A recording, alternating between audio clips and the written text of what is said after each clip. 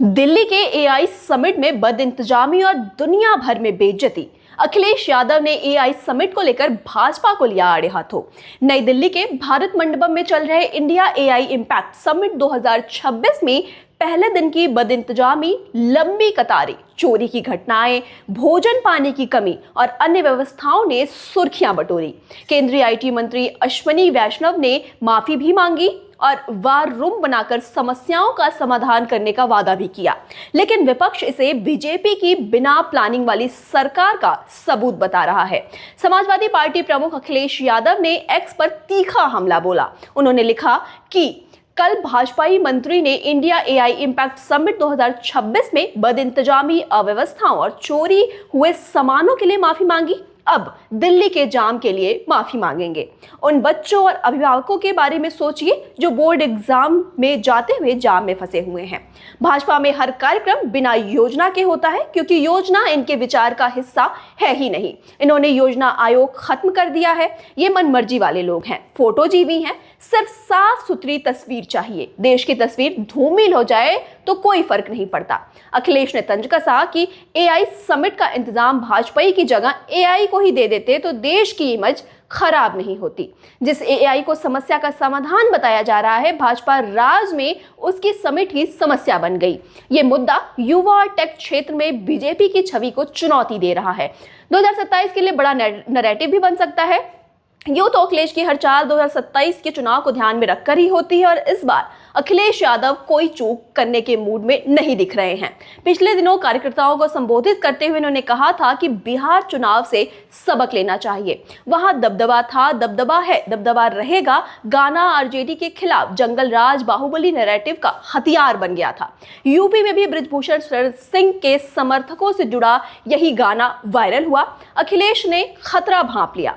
पिछले press conference में उन्होंने मोबाइल निकालकर वीडियो चलवाया और कहा, ये दबदबा गाना है। कल कोई कहे कि समाजवादियों ने बनाया है, इसलिए हमने पहले से ही फील्डिंग सेट करके रखी है। ये बृजभूषण से जुड़ा है, सपा से नहीं। कार्यकर्ताओं और इन्फ्लुएंसर्स को हिदायत देते हुए उन्होंने कहा कि कट्टा, दबंगई, दबदबे वाले कंटेंट ना बनाएं, कानून व्यवस्था पर सवाल न उठे, लहजा साफ, हम छवि की लड़ाई लड़ रहे हैं। यही से 2027 की रणनीति का दूसरा पन्ना खुलता है, छवि सुधार और सामाजिक संतुलन। इसी क्रम में बसपा के दिग्गज नसीमुद्दीन सिद्दीकी की एंट्री हुई। सिद्दीकी संगठन और संसाधन प्रबंधन के माहिर माने जाते हैं। सपा को उम्मीद है कि उनके आने से मुस्लिम वोटों का बिखराव रुकेगा और ओवैसी फैक्टर कमजोर होगा।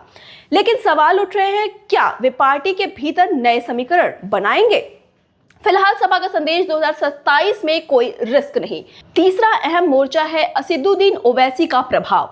यूपी में करीब 19% मुस्लिम वोट हैं। 2017 में बिखराव से बीजेपी को फायदा हुआ, लेकिन 2022 और 2024 में सपा के साथ ज्यादा समेकित रहा। अगर 2027 में एआईएमआईएम आक्रामक हुई तो समीकरण बदल सकते हैं। यही वजह है कि अखिलेश सॉफ्ट इमेज, मजबूत गठबंधन, वोटों की एकजुटता की तिकड़ी पर काम कर रहे हैं। कांग्रेस के साथ तालमेल, गैर यादव ओबीसी तक पहुंच, दलित नेतृत्व का भी संदेश।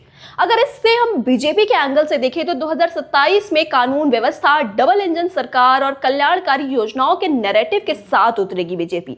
अगर सभा पर दबदबा या बाहुबली का टैग लग गया तो जंग कठिन हो सकती है। यही वजह है कि अखिलेश पहले से बैरिकेड लगा रहे हैं। ना कोई विवादित गाना, ना कोई गलत संदेश। युवा और महिला वोट निर्णायक होंगे। बेरोजगारी, paper leak, digital campaign Sapa उठा रही है, जबकि महिला सुरक्षा योजनाओं पर बीजेपी मजबूत है। इसलिए सपा को ठोस एजेंडे पर काम करना होगा। तो कुल मिलाकर कहानी सीधी है कि अखिलेश की हर चाल 2027 के चुनाव के मद्देनजर ही है। 2027 का चुनाव सिर्फ सीटों का नहीं बल्कि नैरेटिव का चुनाव होगा और अखिलेश यादव इस बार यही सुनिश्चित करना चाहते हैं कि कहानी उनके हाथ से फिसले नहीं। आपको क्या लगता है, अखिलेश का यूं बीजेपी को आड़े हाथों लेना 2027 चुनाव में उन्हें फायदा दिला पाएगा? अपनी राय कमेंट बॉक्स में जरूर बताइएगा। देखते रहिए न्यूज़ 11 भारत।